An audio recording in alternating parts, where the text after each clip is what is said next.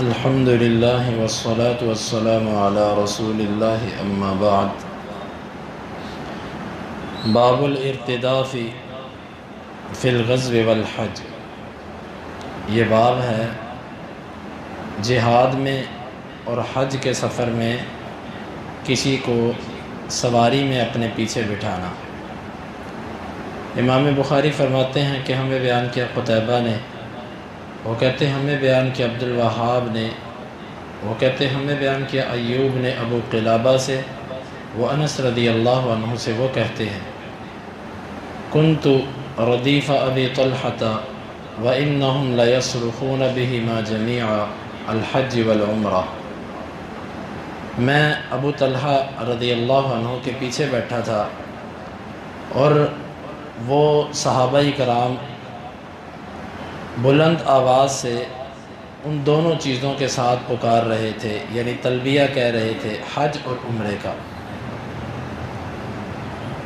اس حدیث مبارکہ میں امام بخاری رحمہ اللہ نے اسی بات کو ثابت کیا جس کے لیے پچھلے دو باب قائم کیے تھے کہ سفر جہاد کا ہو کہ حج کا ہو، اور ان پر قیاس کر کے باقی سفر بھی شمار کیے جا سکتے ہیں۔ کسی کو اپنے پیچھے بٹھانا یہ درست ہے۔ اصل میں بعض لوگ وہ پیچھے بیٹھنے والی سواری کے بارے میں عجیب قسم کے نظریات رکھتے ہیں۔ ابھی یہ کچھ سال پہلے ایک صاحب کے بارے میں سنا تھا کہ وہ کہتا تھا جی جو موٹر سائیکل پہ پیچھے بیٹھتا ہے نا، اس کی طرف منہ کر کے پیچھے نہیں بیٹھنا چاہیے، اس کو دوسری طرف منہ کر کے بیٹھنا چاہیے، یا تاکہ اس کی پشت ہے اور اس کا آگے والا حصہ ہے، یہ دونوں آپس کے اندر ملے نا۔ اصل بات یہ ہے کہ جن ذہنوں کے اندر فطور ہوتا ہے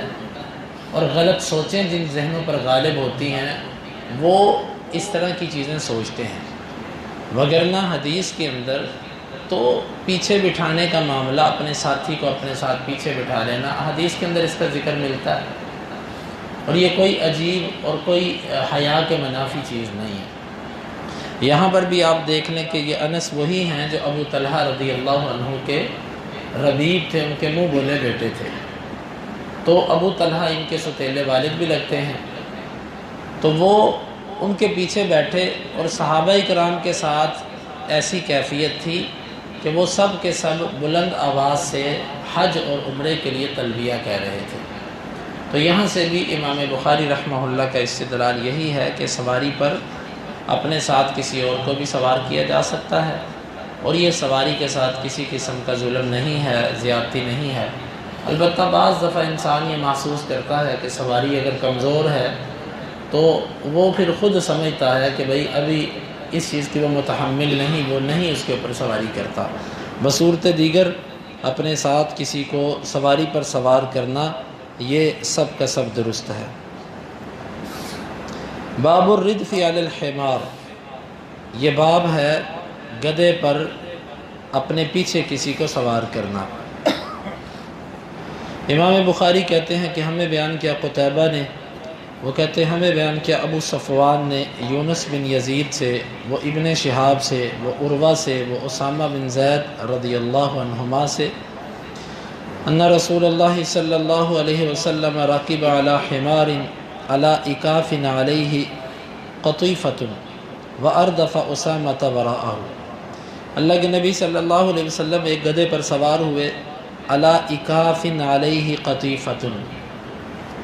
وہ ایک کاٹھی سی جو کہ رکھی جاتی ہے، جس طرح اونٹ کے لیے اس کے لیے پالان کا لفظ بولا جاتا ہے، اور اس کے اوپر کچھ روئی تھی، نرم گدی وغیرہ رکھی ہوئی تھی، تو اللہ کے نبی صلی اللہ علیہ وسلم اس پر سوار ہوئے، اور آپ نے اپنے پیچھے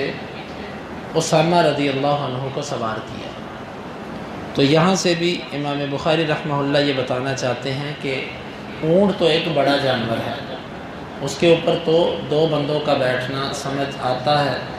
لیکن اگر جانور چھوٹا ہو اور وہ اس چیز کو برداشت کر سکتا ہو جس طرح کہ گدھا ہے، تو اس پر بھی